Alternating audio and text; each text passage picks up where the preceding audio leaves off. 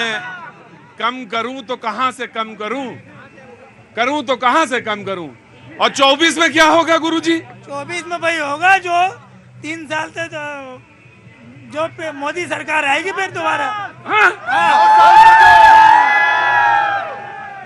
24 में मोदी सरकार आएगी जी। नहीं, हम तो ये पूछ रहे थे कि मंदिर के बारे में पूछा। मंदिर के लिए मेरा भी इरादा है। बहुत अच्छी बात है, बहुत बहुत शुक्रिया।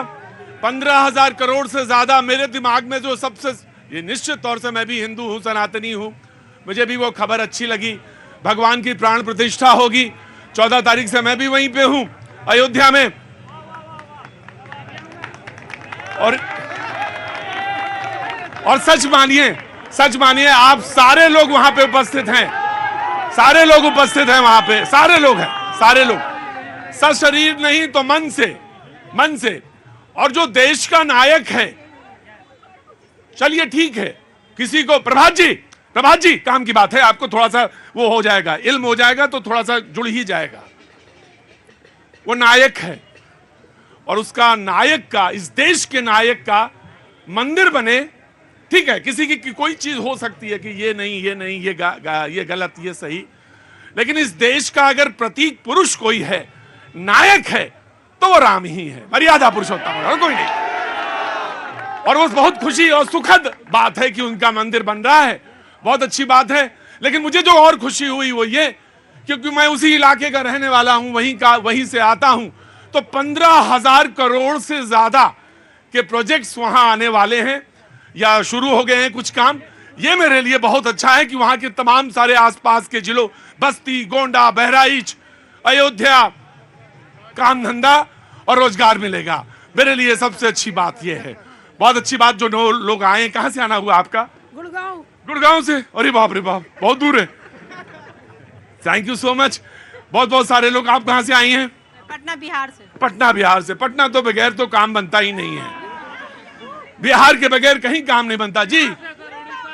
उड़ीसा, ओहो, जय जगन्नाथ जी, बहुत उड़ीसा से आए हैं। और आप जनाब कहां से हैं? हम बुंदेलखंड बांदा से आए हैं। आर्मी के गुरुजी हैं आचार्य प्रेम जी गुरुजी हैं, आर्मी के गुरुजी। तो आर्मी के गुरुजी का मतलब क्या हुआ? वहां पे आप पोस्टेड हैं? हाँ जी, आर्मी में राष्ट्रपति के द्वारा एक धर्म गुरु का ओहदा होता है, जो मोटिवेशन और मार्गदर्शन और ज्योतिष आदि कर्मकांड आदि कार्य संपन्न। बहुत अच्छी बात है। उस आर्मी में सारे लोगों के लिए वहां पे स्थान है। तो जनाब आपने तो मोर्चा खोल दिया, कुछ कह रहे थे आप? कोई शक नहीं है इसमें। क्या नहीं शक है? 2024 में मोदी जी फिर आ रहे हैं। मोदी जी ने कहा एक बात कि ये मिली जुली सरकारें जो आती हैं या मिली जुली सरकार से काम नहीं चलेगा। बीजेपी, हाँ जी, कहां से हैं? भरतपुर राजस्थान से। क्या कहावत कही? कौआन के नोचे थे पड़ा ना मरे कर।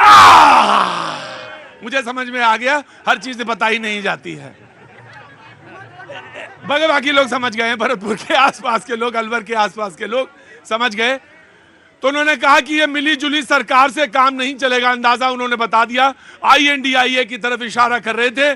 बीजेपी ही सक्षम है।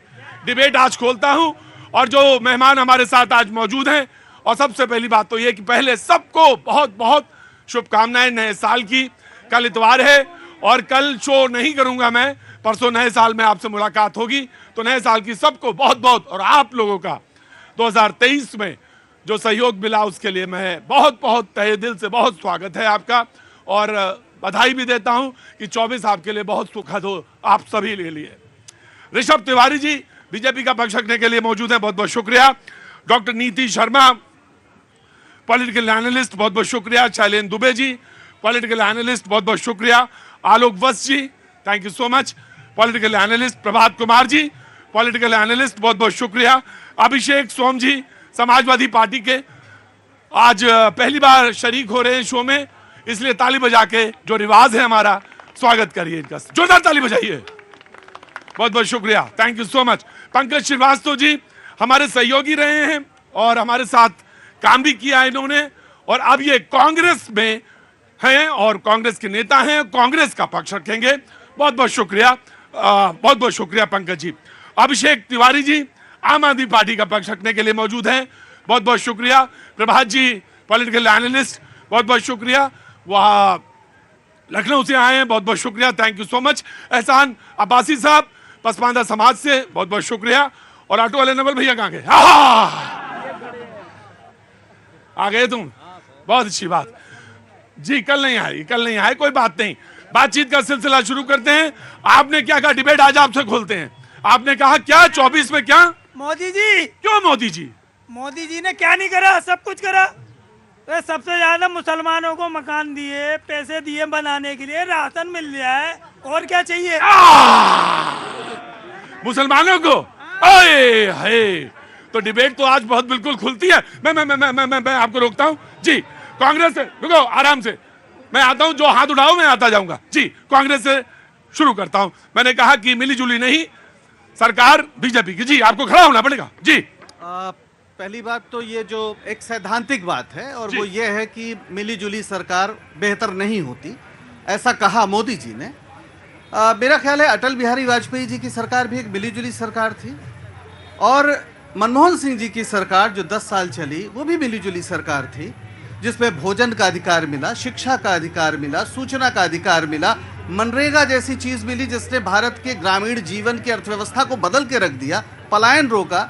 अभी जो लोग कोरोना में परेशान होकर वापस गए उनके लिए मनरेगा बहुत बड़ी चीज थी। तो ये कहना कि मिलीजुली सरकार बेहतर काम नहीं करती उचित नहीं है। मैं एक बहुत मैं आता जाऊंगा, छोटा एक लाइन बस मैं कह दूं कि देखिए, भारत की सरकार भारत के संवैधानिक प्रावधानों के आधार पर बनती है।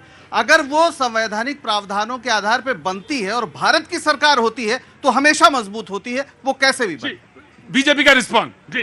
प्रतीक जी, सबसे पहले 22 तारीख को शुभ दीपावली पूरे देश में मनने जा रहा है। ना केवल देश, पूरा विश्व जयकारा लगाने जा रहा है। जय श्री राम, जय जयकारा वीर बजरंगी का, और सबको शुभकामनाएं। दिक्कत क्या है? मिलीजुली सरकार पे बड़े अनुभवी प्रवक्ता हैं, मैं बताता हूं। जो ये खिचड़ी की बनाने की बात कर रहे हैं कि दाल जली रहती है, और जब जली दाल खिलाएंगे तो हाजमा सुधारता नहीं बिगड़ता है देश का, और ये वो खिलाना चाहते हैं।